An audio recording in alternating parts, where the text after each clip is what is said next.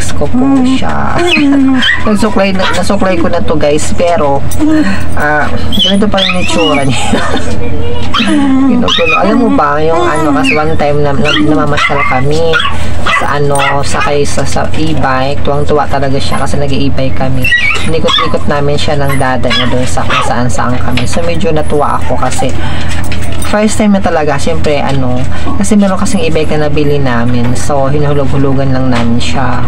Halagang binita lang sa amin ng 20k. So ginamit namin isang beses. So pinasyal namin to. Kaya tuwang-tuwa talaga siya guys kasi first time yan masyal na sobrang tagal.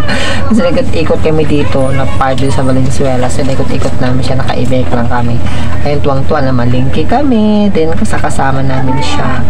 Talagang tuwang-tuwa siya sa pagdaan namin sa daanan. Talagang gusto niya talagang tumalon. Parang kasi siya yung parang syempre natuwa siguro siya or first time yung nangyari sa kanya. Kaya ayun, nangyari, dala-dala namin siya na malingki kami.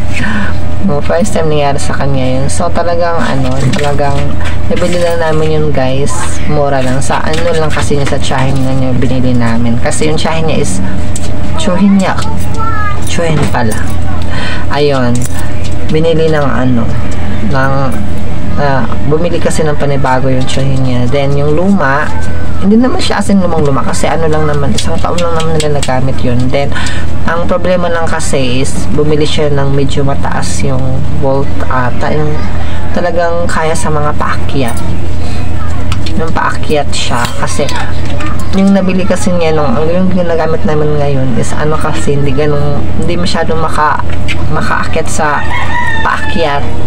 So, ang binili nila ngayon is sobrang nakakaya yung sa mga akyat-akyatan. Kasi nga, diba, may trabaho kasi sila. So, bali yung trabaho nila is ilang akyatan ba sila? 3 akyatan ata. So, medyo hindi kasi masyadong mahina kasi yung pag-akyat na sa amin. So, bumili siya ng panibago yung kayang-kaya na talaga umakyat.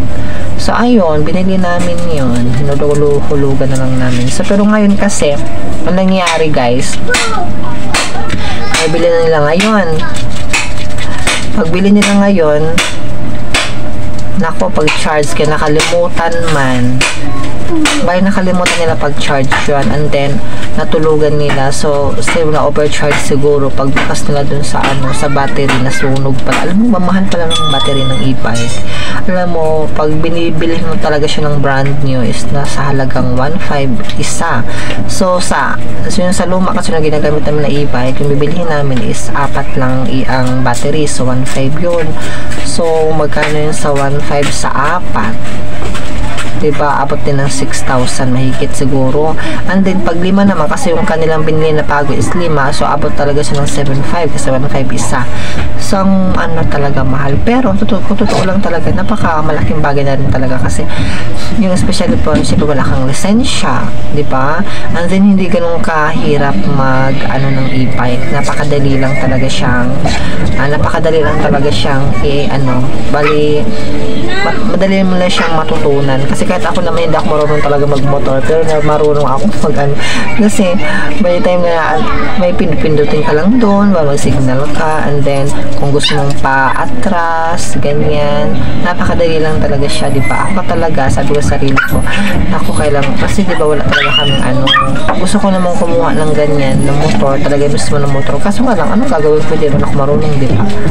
So kailangan mag-practice na naman, ganyan-ganyan, so medyo mataas din ang price nun. So ito naman, syempre, binili na lang namin kasi medyo nakaka-discount na kasi diba sa chewin naman niya. So sabi ko, wow, okay na to. Kasi pang namin, purpose namin kasi yung mga babies ko, papasyal-pasyal namin kasi lagi na talaga sa loob ng bahay. So malaking bagay na rin siya na mabili namin. Ayun, tuwang-tuwa naman ako kasi diba, talagang syempre, ganun talaga pag first timer, parang medyo excited ka. Ang nangyari ngayon, syempre, nasira kasi yung bagong e-bike na nabili ng tsuhin niya. So, ang nangyari, hindi pa namin magagamit kasi nasira nga yung battery nila. So, bali, ang gagawin niya, siyempre, nahiya naman siya magsabi na ako niya sabi kasi nabigay niya na nga sa amin. Kami na lang nagsabi na gamitin na lang nila muna kasi di ba magko-commute kasi sila, malayo kasi yung guys, malayo yung trabaho nila andun sa bandang Novaliches talaga siya. So sabi namin hanggat hindi pa sila makabili ng panibagong battery, sila muna ang gagamit. O hanggang ngayon hindi pa namin siya nagagamit. So sana mga next week or itong week na to makabili na sila panibagong para magamit na namin yun. Ang hirap dito pag makabili ka kasi ang problema naman namin dito is yung charging, then yung parking kasi dito guys, hindi mahirap kasi dito magparking na kung saan kasi yung e-bike masisira talaga sa sakyan ng mga bata, so kailangan naming magkaroon ng parking. So ang ginawa namin naghanap kami ng parking, mura lang naman. So maraming parkingan dito, halagang mayroong 1,000, mayroong 800, mayroong 500. So yung huli po ang natanungan namin is dito sa kapitbahay lang naman is 400 lang. So doon na lang kami kay 400 lang, napakamura lang naman. So ang iba kasi 1,000 kasi sobrang taas na. So hindi namin carry yun. So doon lang kami sa 400. Safe naman siya kasi mahirap kasi pag wala tayong parking. Kasi nasa labas siya ilalagay. So paano kung paglalaro ng mga bata, diba hindi naman siya ganun katibay, masisira na yung e-bike mo. So ang ginawa namin is na lang kami ng parking. Ayun, and then ang problema naman ng charging kasi malayo nga papasok ka sa kami dito, hindi kayang pumasok yung e-bike. So ang problema namin itong saksakan na naman kung paano ka makapag-charge.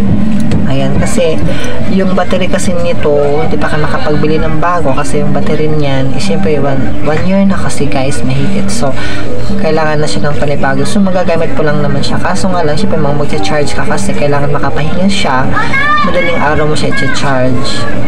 Kasi pag once na nagamit mo siya tapos i-charge mo ulit, magbabawas po kasi yung battery niya. So kailangan talaga madaling araw siya.